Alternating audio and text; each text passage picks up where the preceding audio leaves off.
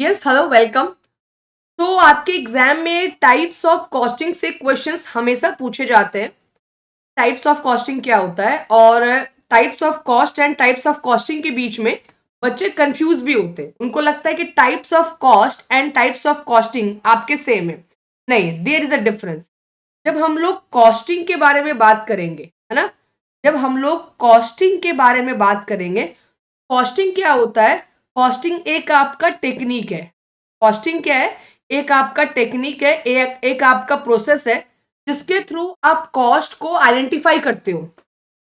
Cost का मतलब कि एक वस्तु को बनाने में जो भी खर्चा हो रहा है, चाहे वो डायरेक्ट हो, इनडायरेक्ट हो, जो भी खर्चे, वेरिएबल हो, फिक्स्ड कॉस्ट हो, वेरिएबल कॉस्ट हो, है ना, सेमी वेरिएबल कॉस्ट हो, डायरेक्ट कॉस्ट हो, इनडायरेक्ट कॉस्ट हो, जितने भी आपके खर्चे हो रहे हैं उसको हम लोग क्या कहते हैं? कॉस्ट कहते हैं। तो वो कॉस्ट आप पता कैसे करोगे? अलग अलग वस्तु है ना। आपका जैसे कि अगर आप देखोगे, आप जैसे कि रोड बन रहा है या बिल्डिंग बन रही है, उसका एक अलग टेक्निक है। बॉटल बन रहा है, पानी का बॉटल बन रहा है, तो उसका एक अलग टेक्निक है। ऑयल बन रहा है, सीमेंट बन रहा है, स्टील बन रहा है, केमिकल्स बन रहा है, उसका एक अलग टेक्निक है। एयरक्राफ्ट बन रहा है, एयरक्राफ्ट, एयरक्राफ्ट का मतलब एयरक्राफ्ट।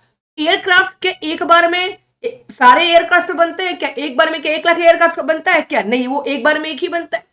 तो अलग अलग वस्तुएं हैं, अलग अलग प्रोडक्ट है, अलग अलग इंडस्ट्री है। कोई इंडस्ट्री स्टील में काम कर रही है, कोई टेक्सटाइल में काम कर रही है, कोई ऑयल रिफाइनरी कर रही है। तो कौन सी इंडस्ट्री को कौन सी टेक्निक को फॉलो करना चाहिए, ये बात होती है टाइप्स ऑफ कॉस्टिंग में। तो costing is what? Costing is what? Costing is a technique and process to identify the cost, है ना। Technique and process to identify the cost, to identify the cost. Cost को identify करने का ये क्या है? आपका एक टेक्निक है। अब इसके जो आपके बहुत सारे टाइप्स ऑफ कॉस्टिंग है, इसको मैं क्विक में, शॉर्ट में आपको एक बार फटाफट से रिवीजन करवाती हूँ। चलिएगा, देखिएगा, ये हमारे पास पूरी लिस्ट है। दिख रहा है ना? मैं थोड़ा सा इसको और दिखा देती हूँ, साइड हो जाती हूँ मैं। देखो, अभी दिख रहा है ना टाइप्स ऑफ कॉस्टिंग? ये देखो, ये सारे टाइप्स ऑफ कॉस्टिंग का मैंने एक जगह पर आपके लिए क्या कर दिया है? माइंड मैप बना दिया है। ठीक है ना? अब देखो कौन कौन से मेथड होते हैं। सबसे पहले हम लोग बात करते हैं जॉब कॉस्टिंग। जॉब कॉस्टिंग का मतलब क्या होता है? किसी भी वस्तु को बनाने में, किसी भी वस्तु को बनाने में अगर हम इंडिविजुअल कोई वस्तु बना रहे हैं या कोई यूनिक वस्तु बना रहे हैं, जैसे कि एयरक्राफ्ट, है ना, सबसे बेस्ट एग्जांपल इसका क्या होता है? एयरक्राफ्ट। एग्जाम में पूछा गया क्वेश्चन है। अब क्या एक बार में आप 1000 एयरक्राफ्ट बनाते हो क्या? नहीं ना। आप अपने पसंद से कस्टमाइज करके कोई ड्रेस बना रहे हो। आपकी शादी का लहंगा, शादी हो गया तो कोई बात नहीं, अब तो लहंगा नहीं पहन सकते हो, लेकिन अगर आपकी शादी होने वाली तो आपकी शादी का लहंगा, आपकी शादी का लहंगा आप अपने हिसाब से गए बुटीक पे बनवाया कि भैया ऐसा बनाना कि लोग देखते रह जाए, किसी से मैच ना हो देखना, और बिल्कुल एकदम यूनिक कलर बनाना, यूनिक बनाना। तो जब आप कोई यूनिक चीज बना रहे हो तो उस पर होने वाला जो खर्चा है उसको जब आइडेंटिफाई करोगे तो हम लोग क्या कहते हैं? Job costing. यानी cost are assigned to specific job और ऑर्डर, इट इज कॉल्ड आपका जॉब कॉस्ट।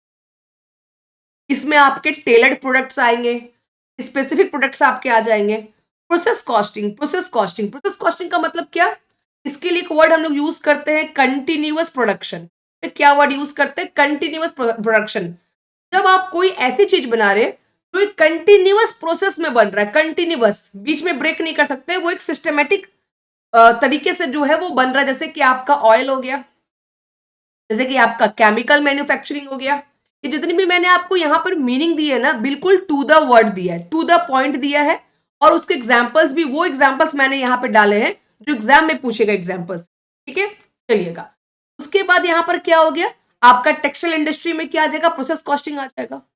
देन आपका यूनिट कॉस्टिंग। यूनिट कॉस्टिंग का मतलब क्या होता है कि आपने लार्ज स्केल में वस्तुएं बनाई, अब उसका पर पर कॉस्ट कितना खर्चा है, अगर आप वो कैलकुलेट कर रहे हो तो उसको कहते हैं यूनिट कॉस्टिंग। एक बार में आपने जो है ना, एक आपने 10 लाख पेन बना दी एक बार में, पर पेन का प्राइस कितना? अगर आपको यूनिट कॉस्ट ही नहीं पता रहेगा तो उसको आप मार्केट में सेल कर पाओगे? नहीं। तो जब आप जो वस्तु आपने प्रोड्यूस किया है, जब उसका पर यूनिट कॉस्ट निकालते हो तो उसको कहते हैं यूनिट कॉस्टिंग। जैसे कि मास प्रोडक्शन अगर कोई इंडस्ट्री में हो रहा है, जैसे कि ऑटोमोबाइल इंडस्ट्री हो गया, इलेक्ट्रॉनिक्स इंडस्ट्री हो गया, तो वहां पर यूनिट कॉस्टिंग चलती है। देन नेक्स्ट हमारा ऑपरेटिंग कॉस्टिंग। इसी को हम लोग क्या कहते हैं? इसी को हम लोग सर्विस कॉस्टिंग भी कहते हैं। क्या कहते हैं? सर्विस कॉस्टिंग भी। ये आपको कहाँ देखने को मिलेगा? ये आपको सर्विस इंडस्ट्री में देखने को। मैम सर्विस इंडस्ट्री में क्या होता है? सर्विस इंडस्ट्री में आपका जैसे कि आपका होटल इंडस्ट्री होटल इंडस्ट्री हो गया। होटल इंडस्ट्री क्या है? होटल इंडस्ट्री आपकी सर्विस इंडस्ट्री है। तो वहां पर जो भी आपका कॉस्टिंग हो रहा है, तो उस कॉस्टिंग को हम लोग क्या किस कैटेगरी में रखेंगे? Operating cost. आप ऑपरेटिंग कॉस्टिंग बोलो या सर्विस कॉस्टिंग बोलो, एक ही बात है। ट्रांसपोर्ट हुआ या शिपिंग हुआ या फिर आपका होटल इंडस्ट्री हुआ या इवन हॉस्पिटल भी हुआ, ये सब आपके किस में आ जाएंगे? ऑपरेटिंग कॉस्टिंग में आ जाएंगे। जहां पर जो कॉस्ट ऑफ ऑपरेशन होता है ना, वो कैसे आप फाइंड आउट करते हैं? सर्विस के बेस पर। सर्विस इंडस्ट्री में जब आप cost of operation find out करते हैं तो उसको हम लोग क्या कहते हैं? Operating cost. क्या कहते हैं? Operating cost. देन नेक्स्ट हमारा एबीसी कॉस्टिंग। एबीसी कॉस्टिंग सबसे अच्छा, सबसे बढ़िया और बेस्ट कॉस्टिंग का मेथड माना जाता है। क्यों? क्योंकि ये हर एक एक्टिविटी के कॉस्टिंग को मेजर करता है और उसके अकॉर्डिंग कॉस्ट को एलोकेट करता है। एक काम को करने में कौन कौन सी एक्टिविटी हो रही है, हर एक एक्टिविटी को रिकॉर्ड करेगा एक्टिविटी कॉस्टिंग। और वो ये भी बताएगा कि कहां पर फालतू एक्सपेंसेस हुए, कहां पर वेस्टेज हुआ है, उस कॉस्ट को हम मिनिमाइज भी कर सकते हैं। तो एक्टिविटी बेस्ड कॉस्टिंग जो होता है ना, वो are based on the consume resources. आपने कितना क्या रिसोर्स कंज्यूम किया, किस एक्टिविटी में, किस स्टेप में, सारा कुछ आपका एबीसी में रहेगा। जैसे कि मैन्युफैक्चरिंग इंडस्ट्री हो गया या सर्विस सेक्टर हो गए, ये मल्टीपल एक्टिविटीज अगर करते हैं ना, वहां पर हमारा एबीसी कॉस्टिंग यूज होता है। एबीसी कॉस्टिंग सबसे बढ़िया कॉस्टिंग होता है मेथड। और अगर पूछे गए सबसे एक्यूरेसी के साथ आपको कौन बताता है, तो मोर एक्यूरेट। एग्जाम का पूछा गया वर्ड मोर एक्यूरेट, तो मोर एक्यूरेट में क्या आ जाएगा आपका? ABC costing. एबीसी कॉस्टिंग का जो आपका डेटा होता है वो मोर एक्यूरेसी वहां पर देखी जाती है, क्योंकि वो हर एक एक्टिविटी रिकॉर्ड करता है। Next one is a marginal costing, है ना। नेक्स्ट हमारा कौन सा हो जाता है? नेक्स्ट हमारा हो जाता है मार्जिनल कॉस्टिंग। मार्जिनल कॉस्टिंग का मतलब क्या होता है ना। तो जूम करूं क्या? हाँ जी, मार्जिनल कॉस्टिंग। मार्जिनल कॉस्टिंग का मतलब क्या हो जाता है? जब भी हम लोग शॉर्ट टर्म के बारे में बात करते हैं, जब हम लोग ये पता करते हैं एक अतिरिक्त वस्तु को बनाने में कितना खर्चा हुआ है, to find out the marginal cost is called marginal costing. Find out of marginal cost यानी मार्जिनल कॉस्ट को पता करने की जो टेक्निक होती है उसको कहते हैं marginal costing. Marginal cost is not marginal costing. Got it? ये दोनों में लगता है कि सेम ही है। मार्जिनल कॉस्ट का मतलब एक अतिरिक्त वस्तु में एक्स्ट्रा बनाने में कितना खर्चा हो रहा है, और कॉस्टिंग उसको पता करेगा, वो टेक्निक है मार्जिनल कॉस्ट। जनरली ये शॉर्ट रन में आपका यूज होता है।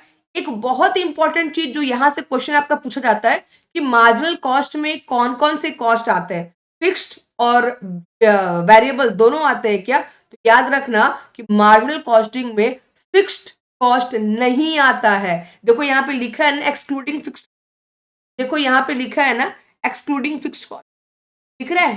दिख रहा है? देखो एक्सक्लूडिंग का मतलब क्या है कि फिक्स्ड कॉस्ट नहीं आता। एक और लाइन मेरी याद रखना बहुत important, marginal cost is equal two variable cost, है ना। मार्जिनल कॉस्ट जो होता है वो वेरिएबल कॉस्ट के इक्वल होता है। आगे बात करते हैं एब्जॉर्प्शन कॉस्टिंग। एब्जॉर्प्शन कॉस्टिंग भी काफी इंपॉर्टेंट है, और मार्जिनल कॉस्टिंग का जो यूज हम लोग करते हैं ना, जनरली शॉर्ट रन के लिए करते हैं। मार्जिनल कॉस्टिंग का यूज जो हम लोग करते हैं जनरली शॉर्ट रन के लिए करते हैं। समझ में आ रहा है? बड़ी मेहनत से आपके लिए माइंड मैप रेडी किया है ताकि आपका एक बार में क्विक रिवीजन हो जाए। मैं कोशिश करूंगी ऐसा कंटेंट आपको देने का चाहे कम टाइम में आपकी अधिक लर्निंग हो पाए। ओके, देन आपका ऑब्जर्प्शन कॉस्टिंग। एब्जॉर्प्शन कॉस्टिंग में क्या होता है, इसको हम लोग बोलते हैं टोटल कॉस्टिंग। अगर आपको पूछेगा व्हाट इज एब्जॉर्प्शन कॉस्टिंग, उसमें कौन कौन से कॉस्ट आते हैं, तो टोटल कॉस्ट आएगा, क्योंकि इसमें फिक्स्ड कॉस्ट भी आएगा और आपका वेरिएबल कॉस्ट, तो इसमें टोटल कॉस्ट आपका आ जाएगा। तो ये जनरली आप जब कोई प्रोडक्ट का कॉस्टिंग आप पता कर रहे हैं और किसी वस्तु में पूरा कितना खर्चा हो रहा है, कितना वो एब्जॉर्व कर रहा है, तो total cost of variable cost दोनों को एब्जॉर्व कर रहा है, दैट इज कॉल्ड आपका एब्जॉर्प्शन कॉस्ट। और एक हो हमारा डायरेक्ट कॉस्टिंग। डायरेक्ट कॉस्टिंग का मतलब क्या होता है? डायरेक्ट कॉस्टिंग का मतलब होता है कि वो कॉस्टिंग जहां पर आप जितने भी डायरेक्ट आपके जितने भी डायरेक्ट कॉस्ट होते हैं ना, उसको आप देखते हैं प्रोडक्ट में कौन कौन से डायरेक्ट कॉस्ट आपके असाइन किए गए हैं, उसकी कॉस्टिंग जब आइडेंटिफाई कर रहे हैं और उसके अकॉर्डिंग आप क्या कर रहे हैं, रिसोर्स को एलोकेट कर रहे हैं, कॉस्ट को एलोकेट कर रहे हैं, इसी को हम लोग कहते हैं डायरेक्ट कॉस्टिंग। डायरेक्ट कॉस्टिंग का यूज कहां पर होता है, जैसे कंस्ट्रक्शन वाला एरिया हो गया या आपका इलेक्ट्रॉनिक्स वाला एरिया हो गया, यहां पर आपको डायरेक्ट कॉस्टिंग देखने का मौका मिले। तो एक बार देख लीजिए क्लियर है, हाँ जी एक बार देख लीजिए क्लियर है।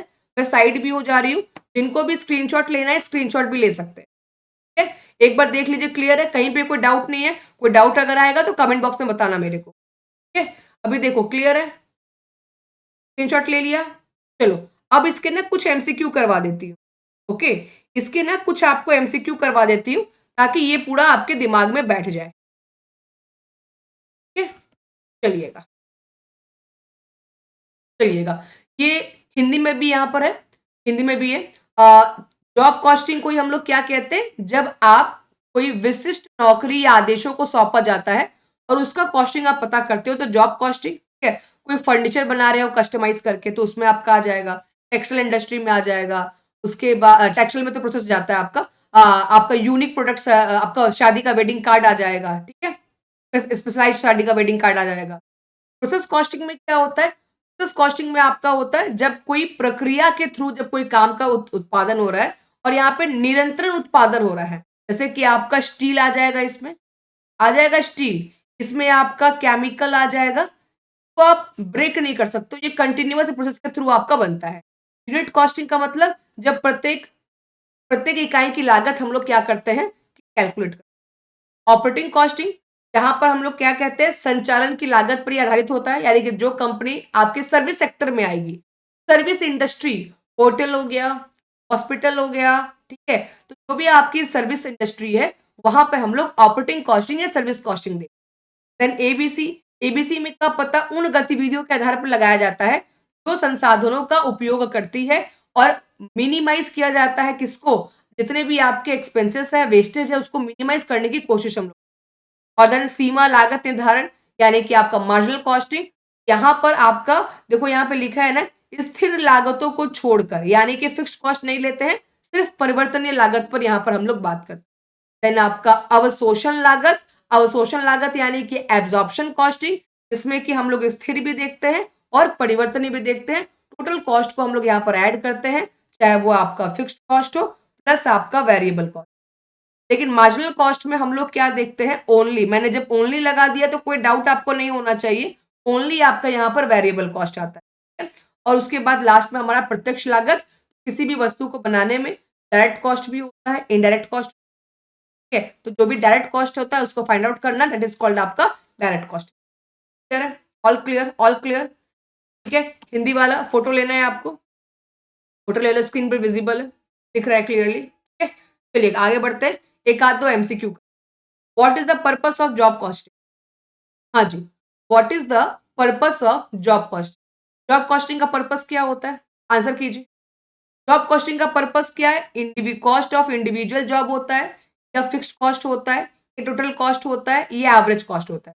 जब भी हम लोग बात करते हैं जॉब कॉस्टिंग का, इंडिविजुअल को ट्रैक करना ही आपका जॉब कॉस्टिंग है, तो आंसर क्या हो जाएगा, ऑप्शन ए, कि जब आप जॉब कॉस्टिंग का उपयोग विशिष्ट कामों और आदेशों के लिए करते हैं।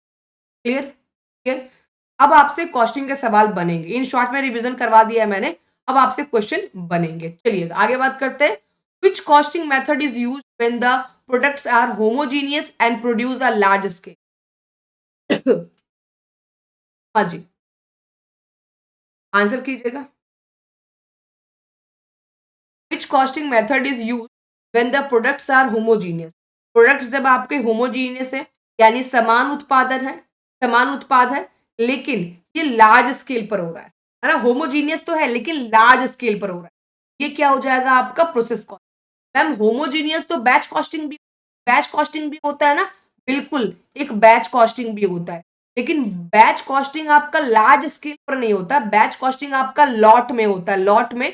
और यहाँ भी एक बैच में सेम वस्तु रहते हैं, है ना, यहाँ पर क्या होता है, लॉट में प्रोडक्ट रेडी होते हैं, है ना, लॉट में प्रोडक्ट रेडी होते हैं, कि एक लॉट में आपके एक जैसे सामान रहेंगे, वो भी आपके होमोजीनियस होते हैं, लेकिन बैच टू बैच वेरी करता है ना। बैच कॉस्टिंग में क्या होता है कि बैच तो बैच जो होता है ये क्या करता है, ये आपका वेरी करता है, लेकिन सेम बैच में होमोजीनियस गुड्स होंगे ना। अगर सेम बैच की बारे में बात करोगे तो आपके होमोजीनियस गुड्स होंगे। ओके, यहाँ पर A will be the correct answer. Clear है, क्लियर है, क्लियर है। चलिए आगे बात करते हैं। Next question. अब तो आंसर ही मिल गया इसका, अब तो इसका आंसर ही मिल गया।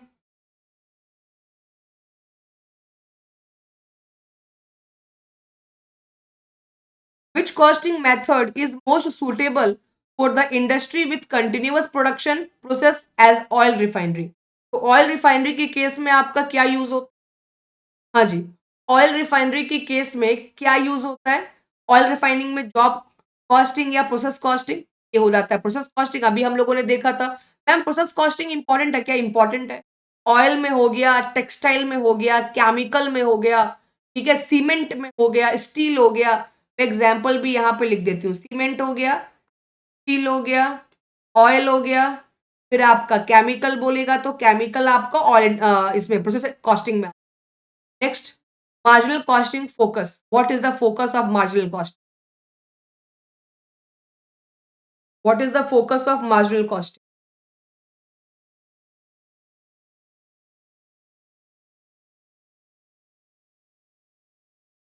यस, मार्जिनल कॉस्ट में क्या फिक्स्ड और वेरिएबल दोनों को लेते हैं क्या? नहीं, फिक्स्ड और वेरिएबल दोनों को नहीं लेते हैं, क्योंकि फिक्स्ड को इसमें नहीं लिया जाता। इसमें ओनली वेरिएबल लेते हैं। मैंने ओनली वर्ड लिखा था। ओनली का मतलब ओनली, मतलब और कोई नहीं आएगा, यानी कि ओनली वेरिएबल कॉस्ट, ठीक है, ओनली वीसी। चलिए आगे बात करते हैं। एक्टिविटी बेस्ड कॉस्टिंग का मेन ऑब्जेक्टिव क्या होता है? एक्टिविटी कॉस्टिंग का मेन ऑब्जेक्टिव क्या होता है? इसका मुख्य उद्देश्य क्या है एक्टिविटी बेस्ड कॉस्टिंग?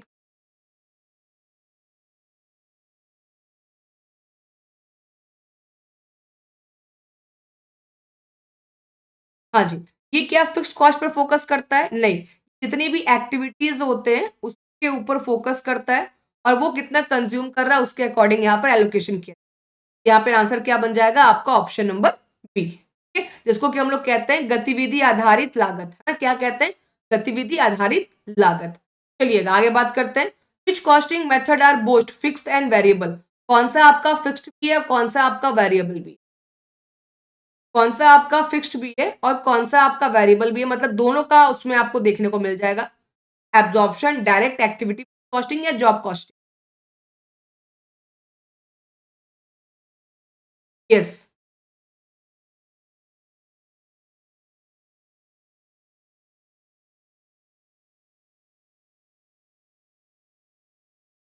चलिएगा यहाँ पर आंसर क्या बन जाएगा आपका? दैट इज आपका एब्जॉर्प्शन कॉस्टिंग। याद कीजिए, एब्जॉर्प्शन कॉस्टिंग में आपका फिक्स्ड और वेरिएबल दोनों ही एब्जॉर्ब किया जाता है, यानी एक वस्तु को बनाने में क्या क्या चीजें लगती हैं, फिक्स्ड और वेरिएबल दोनों को मिलाकर बनता है एब्जॉर्प्शन। तो आंसर क्या हो जाएगा? ऑप्शन नंबर ए हो जाएगा। चलिएगा, फिर से अगेन आपका पूछ रहा है कि एबीसी का प्राइमरी पर्पस क्या है। तो प्राइमरी पर्पस क्या होगा? एक्टिविटी के बेस्ड पर हम लोग एलोकेट कर, ठीक है? चलिएगा, डायरेक्ट कॉस्टिंग का की फीचर्स क्या होता है? ये क्वेश्चन रहा आपका होमवर्क। इसका आंसर कमेंट बॉक्स में दे दीजिएगा। एक और चीज, कमेंट बॉक्स में मुझे बताइएगा कि व्हाट इज जेआईटी, है ना? जेआईटी, जेआईटी, ये भी आपके एग्जाम में काफी अधिक पूछा जाता है।